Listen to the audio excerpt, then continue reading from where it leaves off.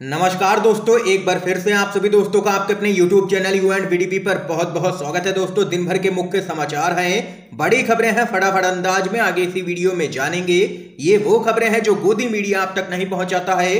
तो वहीं दोस्तों, खबरों की तरफ चलने से पहले आप लोगों से एक छोटा सा निवेदन है कि अगर आप लोग भी खुल करके देश भर में लगातार नफरत फैला रही गोदी मीडिया का बहिष्कार करते हैं, विरोध करते हैं, तो अभी इस वीडियो को लाइक कीजिएगा, चैनल को फ्री में सब्सक्राइब करके बेल के आइकन को जरूर दबाइएगा दोस्तों, और कमेंट बॉक्स में कमेंट कीजिएगा जय हिंद जय भारत। दरअसल दोस्तों, पहली बड़ी अपडेट की तरफ चलते हैं।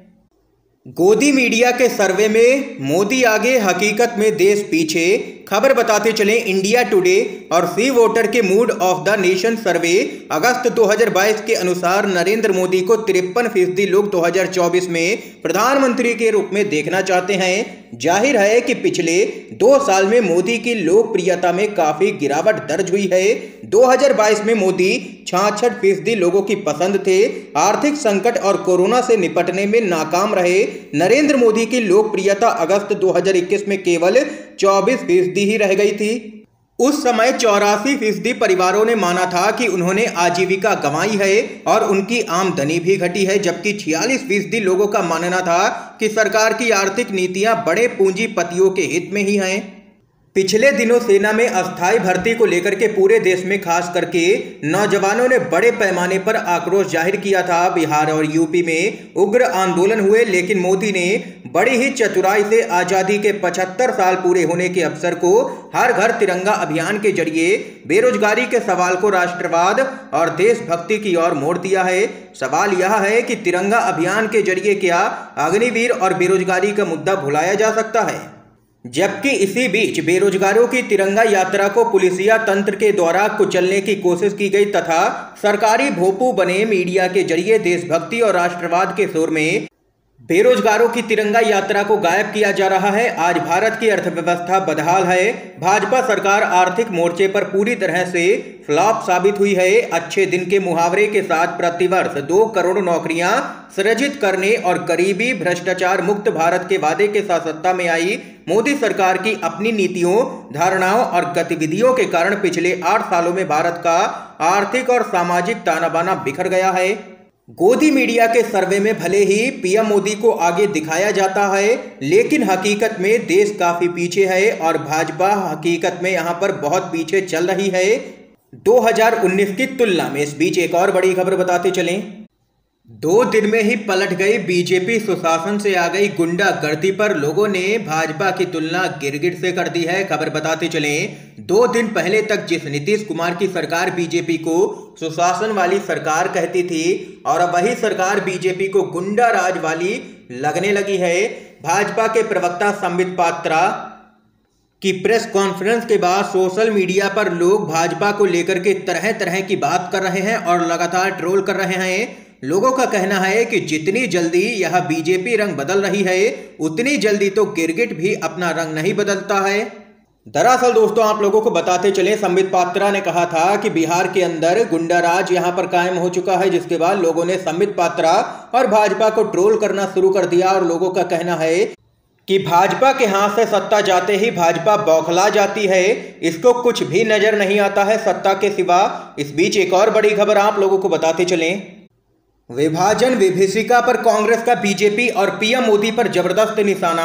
कांग्रेस के प्रवक्ता जयराम रमेश ने कहा, देश को बांटने में लगे हैं आज के सावरकर और जिन्ना। खबर बताते चलें, कांग्रेस ने विभाजन की त्रासदी के राजनीतिक इस्तेमाल के लिए बीजेपी पर निशाना साधा है। कांग्रेस ने कहा है कि विभाजन की त्रासदी का इस्तेमाल देश में नफरत फैलाने के लिए नहीं किया जा सकता। कांग्रेस के महासचिव जयराम रमेश ने कहा है कि विभाजन विभीषिका स्मृति दिवस के बहाने प्रधानमंत्री की असली मंशा कुछ और ही है। जयराम रमेश ने बीजेपी के इस अभियान की आलोचना की है। उन्होंने अपने ट्वीट में कहा कि 14 अगस्त को विभाजन विभीषिका स्मृति दिवस के रूप में मनाने के पीछे प्रधानमंत्री की वास्तविक मंशा सबसे दर्दनाक ऐतिहासिक घटनाओं को अपने राजनीतिक लाभ के लिए इस्तेमाल करना है। लाखों लाख लोग विस्थापित हुए और जाने गई, उनके बलिदानों को भुलाया या अपमानित नहीं किया जाना चाहिए। जयराम रमेश ने आगे कहा है कि बंटवारे की त्रासदी का दुरुपयोग नफरत और पूर्वाग्रही की भावना को भड़काने के लिए नहीं होना चाहिए। सच ये है कि सावरकर ने 2 राष्ट्र का सिद्धांत दिया और जिन्ना ने इसे आगे बढ़ाया। उन्होंने कहा है कि देश को बांटने के लिए आधुनिक दौर के सावरकर और जिन्ना का प्रयास आज भी जारी है। उनका सीधा इशारा पीएम मोदी और अमित शाह की तरफ है। भारतीय राष्ट्रीय कांग्रेस गांधी, नेहरू, पटेल और अन्य नेताओं की विरासत को आगे बढ़ाते हुए राष्ट्र को एकजुट करने का प्रयास जारी रखेगी। नफरत की राजनीति हारेगी, ये यहाँ पर कहना है कांग्रेस पार्टी का। एक और बड़ी खबर बताते चलें। तिरंगा यात्रा में गुजरात के पूर्व उप मुख्यमंत्री नितिन पटेल हुए घायल, अस्पताल में किए गए भर्ती। मवेशियों के एक झुंड ने मचाया था हंगामा। खबर बताते चले, देश अपना 75वां स्वतंत्रता दिवस मना रहा है। ऐसे में देश भर में तिरंगा यात्रा भी निकाली जा रही है। इसी क्रम में गुजरात के पूर्व उप मुख्यमंत्री नितिन पटेल ने महसाणा में तिरंगा यात्रा निकाली। इस बीच मवेशियों का एक झुंड रैली में घुस गया और जमकर के हंगामा मचा दिया, जिसकी वजह से नितिन पटेल, जो कि पूर्व उप मुख्यमंत्री हैं, वह घायल हो गए, जिसके बाद उनको अस्पताल में भर्ती तक करवाना पड़ गया है। और इसके साथ ही कई बीजेपी के अन्य नेताओं के भी चोटिल होने की यहां पर खबर सामने निकल के आई है। इस बीच एक और बड़ी खबर आप लोगों को बताते चलें।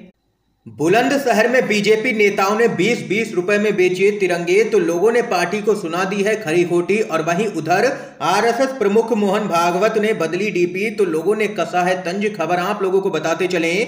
आजादी के अमृत महोत्सव पर देश भर में तिरंगा फहराने की कवायद के बीच बुलंदशहर में एक शर्मसार करने वाली घटना सामने निकल के आई है। बीजेपी के नेता 20-20 रुपए में तिरंगा बेचते हुए पकड़े गए हैं। बीजेपी के एक नेता कैमरे पर बोलते दिखे कि हर घर तिरंगा अभियान के तहत 20 रुपए में स्टॉल लगा करके बिक्री हो रही है। तिरंगा बेचे जाने पर सोशल मीडिया पर लोगों ने जमकर के बीजेपी को आड़े हाथ ले लिया है। राजेश मीणा नाम के एक यूजर ने लिखा कि आजादी के बाद की सरकारों ने देश की धरोहरों को संजोए रखा, पर वर्तमान सरकार सब बेचने में लगी है। अब तिरंगे को भी बेचने में लगी है भाजपा। एक अन्य यूजर ने लिखा कि यहां भी कमाने का अवसर खोज ही लिया। दुकानदारों की तो मजबूरियां हैं, समझ सकते हैं, पर इन पाखंडियों की आखिर कौन सी मजबूरियां हैं, वो भी कलेक्ट्रेट के बाहर। और वहीं एक अन्य यूजर ने यहां पर लिखा कि बीजेपी जनता को देख कुछ नहीं सकती है, लेकिन देशभक्ति के नाम पर जनता से पैसे कमा रही है। सबसे ज्यादा काला धन इसी पार्टी के पास है। और वहीं उधर नागपुर के अपने हेडक्वार्टर पर तिरंगे से गुरेज करने वाले संघ प्रमुख मोहन भागवत ने अपनी डीपी बदल डाली। उन्होंने भगवा ध्वज की जगह पर तिरंगा लगाया, तो लोगों ने उन पर तंज कसा है। एक यूजर ने लिखा कि सब कुछ बेचते बेचते आखिरकार तिरंगा याद आ ही गया, इसको भी बेचो। एक अन्य यूजर ने लिखा कि मजबूरी में ही सही, पर आखिर मानना पड़ा, ये देश तिरंगे का है, एक रंगा नहीं चलेगा। ये यहाँ पर सोशल मीडिया पर लोगों ने भाजपा को जबरदस्त तरीके से खरी खोटी सुनाई है। इस खबर पे आप लोगों की क्या कुछ राय है, अपनी राय भी कमेंट बॉक्स में कमेंट करके बताइएगा जरूर। इस बीच एक और बड़ी खबर जान लेते हैं। 2 करोड़ नौकरी सभी को घर जैसे तमाम वादों पर भड़के हैं बीजेपी के पूर्व सांसद। खबर आप लोगों को बताते चले क्या कुछ है पूरा मामला। देश भर में आजादी का अमृत महोत्सव मनाया जा रहा है और प्रधानमंत्री नरेंद्र मोदी ने देशवासियों से अपील की है कि वह हर घर तिरंगा अभियान में हिस्सा लें। इस बीच आप लोगों को बताते चले, पिछले कई महीनों से मोदी सरकार पर हमलावर रहने वाले बीजेपी के पूर्व सांसद सुब्रमण्यम स्वामी ने एक बार फिर पीएम नरेंद्र मोदी और उनकी सरकार पर निशाना साधा है। सुब्रमण्यम स्वामी ने मोदी सरकार की विदेश नीति और आर्थिक नीतियों को लेकर के सवाल खड़े किए हैं। वहीं अब सुब्रमण्यम स्वामी ने ट्वीट के जरिए पूछा है कि पीएम मोदी 2 करोड़ रोजगार और सबको पक्का घर कब देंगे। स्वामी ने ट्वीट कर लिखा, 2017 में अपने इंडिपेंडेंस डे के भाषण में पीएम मोदी ने 2022 के 15 अगस्त तक हासिल करने के लिए निम्नलिखित वादे किए थे, जिसमें 2 करोड़ नई नौकरियां हर साल, सभी के लिए आवास, किसानों की आय दोगुनी करना और बुलेट ट्रेन। आखिर क्या हुआ इन वादों का? वह इस साल 15 अगस्त के भाषण में क्या वादे करने जा रहे हैं, क्योंकि पिछले वादे तो अभी पूरे ही नहीं हुए हैं। ये यहाँ पर जबरदस्त तरीके से देख सकते हैं कि बीजेपी के ही पूर्व सांसद ने घेरा है केंद्र की मोदी सरकार को और यहाँ पर जुमलेबाज सरकार करार दिया है। इस समय की दोस्तों आज की सभी बड़ी खबरें थी, मुख्य समाचार थे जो हमने आप लोगों तक पहुंचाए हैं यू एंड वीडीवी के माध्यम से। अगर आप लोगों को ये वीडियो पसंद आया हो तो इस वीडियो को लाइक कीजिएगा, ज्यादा से ज्यादा इस वीडियो को शेयर कीजिएगा ताकि आप सभी के दोस्त भी मुख्य समाचारों को जान सकें। वीडियो देखने के लिए आप सभी दोस्तों का बहुत बहुत धन्यवाद।